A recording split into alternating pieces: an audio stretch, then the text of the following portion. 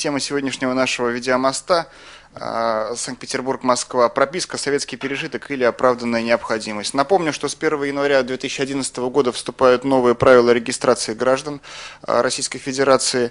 И о том, какие изменения в эти правила внесены, какие изменения почувствуют в своей жизни наши сограждане, мы сегодня и побеседуем. Сегодня институт прописки, он накладывает на человека определенные права и, соответственно, от определенной обязанности дает ему определенные права. Какие обязанности и права у нас возникают? Ну, прежде всего, что касается обязанностей, это, так сказать, прежде всего такая обязанность, как уплата налогов. Именно по месту жительства гражданин оплачивает все налоги и сборы, которые требуются в соответствии с действующим законодательством. А в отношении основных прав это, конечно, прежде всего социальные права, то есть обеспечение всеми социальными правами, которые проистекают в рамках действующего законодательства. Ну, это прежде всего медицинские услуги, коммунальные услуги, ну и так далее. Поэтому изменения, которые начнут действовать с 1 января 2011 года, они на самом деле являются в хорошем смысле революционными. Действительно, мы впервые переходим от процедуры фиксации к процедуре уведомления. Частично у нас в стране была попытка, ну или, скажем так, эта попытка действует до сих пор. Если мне память не изменяет, в 1993 году мы ввели порядок регистрации, но, в принципе, эта процедура регистрации, она повсеместно не исполняется. Ну, напомню, что сегодня для любого гражданина Российской Федерации есть обязанность в случае, если гражданин переехал в другой регион, есть необходимость в течение 10 суток зарегистрироваться по фактическому месту нахождения. Но, конечно, наши граждане эту обязанность не выполняют, и фактически идет нарушение закона, что влечет возможность наложения административных штрафов, задержания граждан сотрудниками милиции и так далее. Могу просто по аналогии напомнить, что практически в любую страну мира, куда вы приезжаете, куда вы получаете визу, эта виза, так сказать, она вас не обязывает регистрироваться, и вы можете совершенно спокойно передвигаться по территории, на которой позволяет вам передвигаться. Регистрация происходит автоматически по месту, скажем, вашего пребывания в гостинице, либо там, в мотеле. У нас другая совершенно была процедура, и с 1 января мы переходим все-таки на процедуру уведомительную. Более того, эта процедура будет носить еще и возможность электронного уведомления, что, на мой взгляд, значительно упростит процедуру передвижения наших граждан и даст определенную свободу передвижения, ну, прежде всего, свободу экономического передвижения. То есть вы в случае переезда вы уведомляете соответствующие органы, орган исполнительной власти, то есть сегодня это миграционная служба, о том, что вы, соответственно, переехали.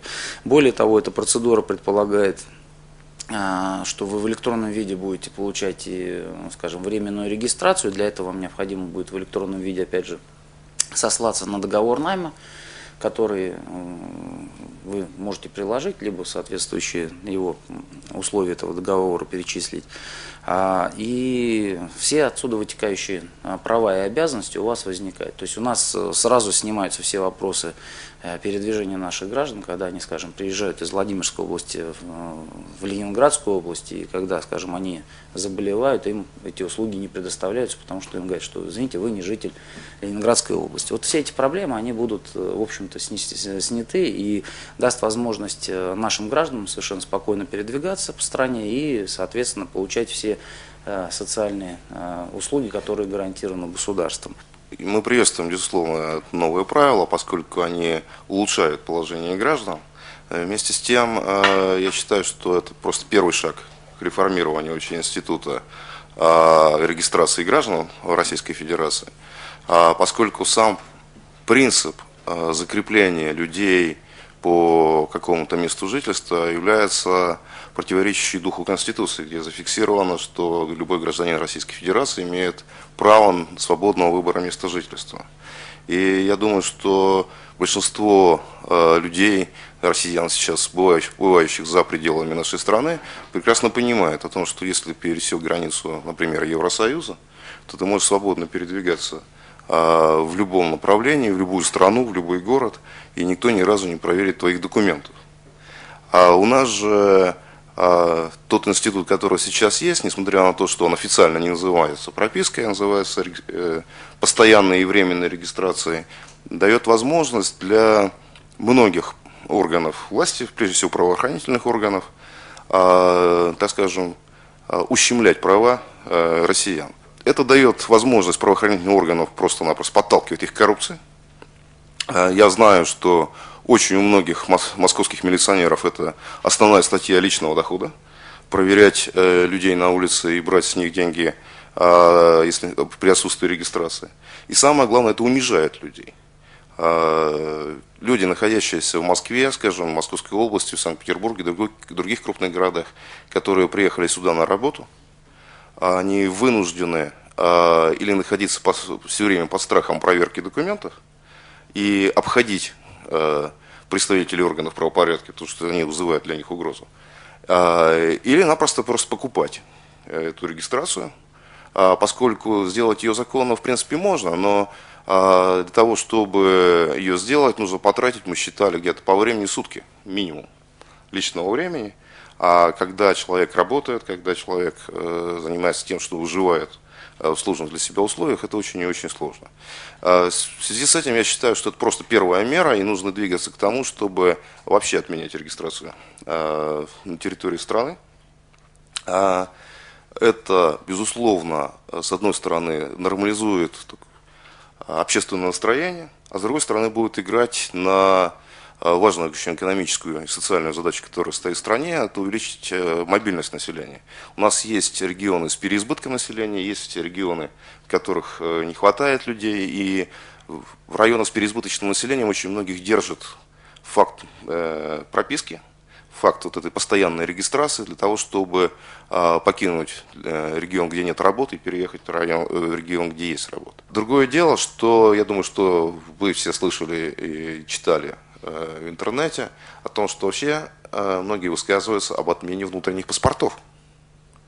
То есть вообще цель движения по этому направлению – отмена внутренних паспортов. То есть вам не нужен будет некий бумажный документ для того, чтобы жить, для того, чтобы платить за квартиру, пользоваться медициной и так далее. То есть будет некий ID, некая пластиковая карточка или какая-то другая форма, не знаю, которой достаточно будет, с которой будет считываться информация о том, кто вы такой, как у вас номер социальной регистрации, социального страхования и так далее. И этот процесс длительный. Здесь каждый шаг нужно просчитывать, каждый шаг подкреплять не только в миграционном законодательстве, но и в социальном, в налоговом, медицинском обслуживании и так далее. Безусловно, это так. Но я скажу так, что большинство развитых стран живут без регистрации и без внутренних паспортов. И, в общем-то, от этого, я думаю, что хуже гражданам этих стран не становится.